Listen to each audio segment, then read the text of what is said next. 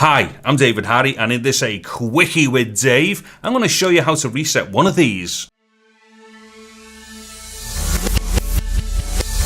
Okay, so to cut a long story short, what it is, I've been using this Nvidia Shield TV box to do a number of different things with, and in the process that's required having to wipe it clean and restart again to try out different applications and such. But what it was, the first time that I come to actually wipe it, I couldn't actually find how to do it properly, and you know, I'm quite tech savvy and it still took me a little while to work out where the reset function was on this. So I thought to myself, do you know what, if I got stuck with this, there's a fair chance other people have got stuck with it as well. So here is how you reset the Nvidia Shield TV box. So what you need to do is scroll up to the very top bar using your remote, and then once you're up there, just click all the way over to the right until you've highlighted settings, and then click enter on your remote.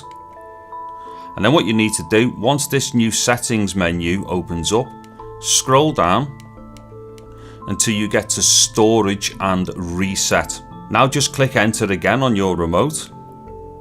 Now what you need to do is scroll down as well on this menu to the very bottom where it says factory data reset. Hit enter. Now what it's going to do is ask us, do we want to cancel that, because maybe you've got to here by mistake, but we definitely do want to do this. So what I'm going to do is scroll down to the factory data reset, click enter again. So this is just giving us another warning again that we're doing a factory data reset. We've got the option to cancel, but obviously we want to erase everything. So I'm going to click down to erase everything, hit enter again. And so now what it's going to do, it's just going to go off and start deleting data and then resetting the shield. So what I'm going to do is leave this to run in real time so you can see exactly what's going on, because this will be the exact same process that you would do yourself. So what it's doing now, it's rebooting up, and this is just after it's done its initial clearing of data and such. And then it'll eventually, what it will do is get to the startup screen where you would then start up a new account. So again, I'll just let it carry on doing this. As you can see here, it's giving us like little prompts as to what it's doing, like erasing and such.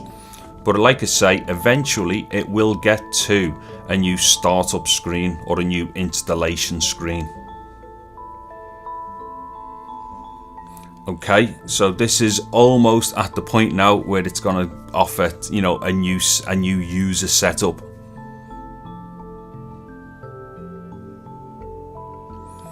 Okay, and it looks like we're almost there. Let's see. So the next screen that should come up now will be the start of our new installation. So I'll just go part way through this so we can see where we're at. So what this is doing now, it's wanting to pair the remote. So as you can see here, I've got my remote on the, in front of me. So I'm going to hold down the OK or the enter button. So if you keep it held in for a short while, and then what will happen, it will eventually match. There you go. So it's paired it. So that's fine. Now at this point, this is the start of a new setup for the box. I won't go through this because obviously this was just meant to show the initial guide for how to clear the box and take it back to a factory reset position. So there we have it then, how to factory reset your Nvidia Shield TV box.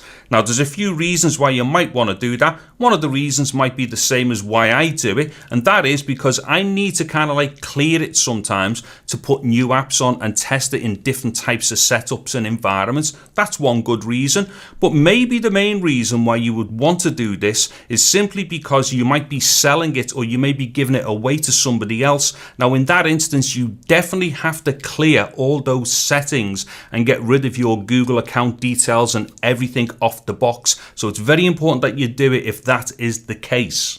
Okay, so this is the craziest jump cut ever in the world, and the reason for that is because I'm a complete tool and forgot to do the end piece when I did the original video. So anyways, if you found this video helpful or useful or entertaining in any way, please give it a thumbs up, like it, subscribe, all that nutty stuff. So the last thing that remains for me to say right now is thank you very much for watching this video. Take care and goodbye now.